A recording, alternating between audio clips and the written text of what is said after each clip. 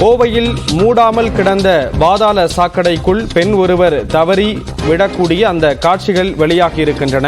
விவரங்களோடு செய்தியாளர் குருசாமி இணைகிறார். குருசாமி, எப்போ இந்த சம்பவம் நடந்தது? விவரங்களை பகிர்ந்துக்கலாம்.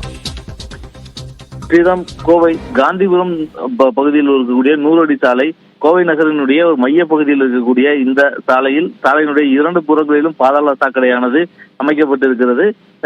கடந்த 10 நாட்களுக்கு முன்னர் அந்த பாதாள சாக்கடையில் இருக்கக்கூடிய கழிவுகளை அகற்றுவதற்காக அந்த பாதாள சாக்கடையினுடைய ஸ்லாப்புகள் அனைத்துமே அகற்றப்பட்டு அந்த கழிவுகள் அனைத்தும் சுத்தப்படுத்தப்பட்ட பின்னரும் அந்த ஸ்லாப்புகள் மீண்டும் பொருத்தப்படவில்லை.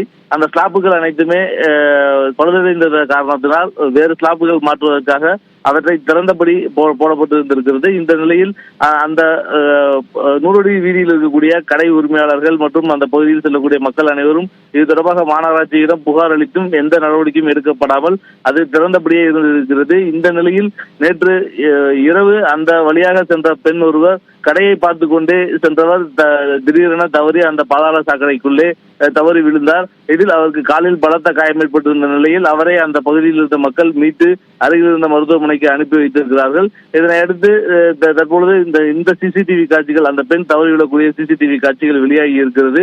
கடந்த 10 தினங்களுக்கு மேலாகியும் அந்த ஸ்லாப்புகள் மூடப்படாமல் அலட்சியமாக இருந்ததே இந்த விபத்துக்கு காரணம் எனவும் உடனடியாக அதை மூடுவதற்கும் உடனடியாக நடவடிக்கை எடுப்பதற்கு மாநகராட்சி நிர்வாகம் உரிய நடவடிக்கை எடுக்க வேண்டும் எனவும் அந்த பகுதியில் கடை வைத்திருக்கக்கூடிய கடை உரிமையாளர்கள் தெரிவித்திருக்கின்றனர். ஸ்ரீராம், விவரங்களை வழங்கியதற்கு நன்றி குருசாமி.